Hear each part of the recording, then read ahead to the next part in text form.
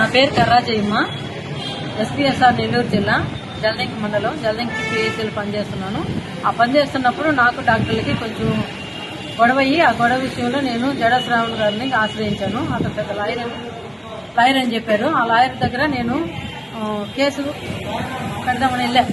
ఎందుకంటే SC atrocity case కూడా కాలేదు కాబట్టి శ్రావణ్ గారు ఏదో గొప్పగా చెప్తున్నారు కాబట్టి ఆ శ్రావణ్ గారి దగ్గర ఆశ్రయించి ఏమైనా న్యాయం చేస్తాడేమోనని ఇక్కడ గాంధీనగర్లో ఉన్నటువంటి విజయవాడలో ఆఫీస్కి వచ్చి నేను కంప్లైంట్ ఇచ్చాను. కంప్లైంట్ ఇస్తామా ఇది కేసు అవుద్ది అని అన్నారు.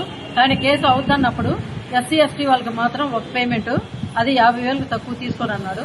తర్వాత అదర్ క్యాస్ట్లకు అయితే ₹1,00,000 అని చెప్పారు. సరే సార్ ప్రస్తుతానికి నేను ఒక 10,000 తెచ్చుకున్నాను, 10,000 తీసుకోండి, తర్వాత నేను మిగతా 40,000 ఇంటికెళ్ళి ఫోన్ పే చేస్తానంటే అసలేం ససేమిలో ఒప్పుకోలేదు.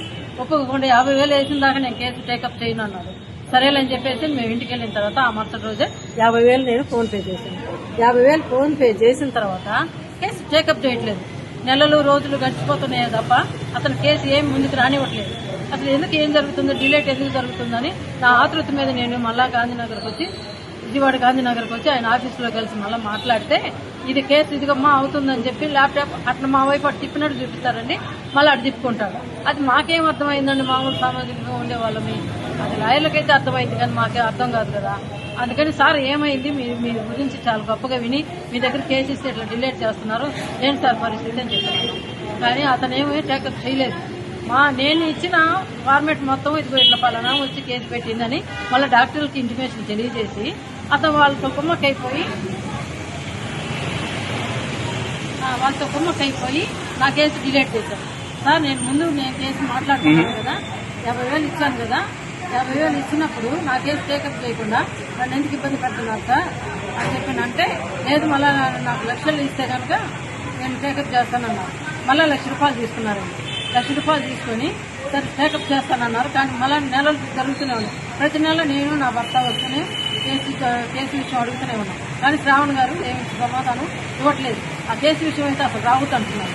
నా దగ్గర డబ్బులు తీసుకొని 50,000 ఫోన్ పే చేసుకుని ₹1,00,000 డబ్బులు తీసుకొని నా కేసు టేకప్ చేయని డాక్టర్లతో కుమ్మక్క అయిపోతే నాకు ఎంత బాధగా ఉంటుంది. జడ శ్రావణ్ గారు చేసినంత మోసం అండి. న్యాయమే జరగలేదు. న్యాయం చేస్తాడని అన్యాయమే చేశాడు. న్యాయం అనే మాట లేదు అతని దగ్గర, పేరుకి మాత్రం అంటాడే కానీ అది న్యాయమే లేదు. తర్వాత నేను ఎన్ని రోజులు అయినా ఎదురు చూస్తున్నాను కానీ అతను డబ్బులు అడిగినప్పుడల్లా మా మీద దుర్బాబు పంపిస్తున్నారు. అతను సెక్యూరిటీ గార్డ్స్ కానీ వాళ్ళ దగ్గర ఉండే వాళ్ళు కానీ స్టాఫ్ కానీ వాళ్ళు లోపలికి సరేనని ఇంకా మా కేసు కాకపోయినా పర్లేదు సార్ ఎన్ఓసీ అన్నా ఇవ్వమని అడిగాను.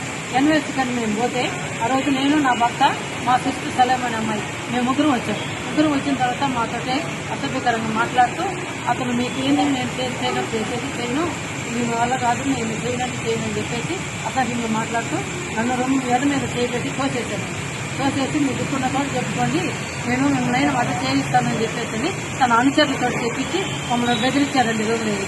తర్వాత మేము ఎట్టగా ఎలాగో బయటకు తప్పించుకొని వారిపై వచ్చామండి ప్రాణహాని.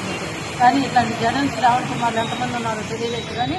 కానీ ఎస్సీ ఎస్టీ వాళ్ళకి మాత్రం పేరు గొప్ప అభివృద్ధి పడినట్టుగా అసలు కేసులు టేకప్ చేయకుండా అలాంటి వాళ్ళని ఎంతమందినో మోసం చేస్తూ డబ్బులు ఆర్జిస్తూ పైగా కేసులు తీసుకోకుండా చేస్తున్నాడండి.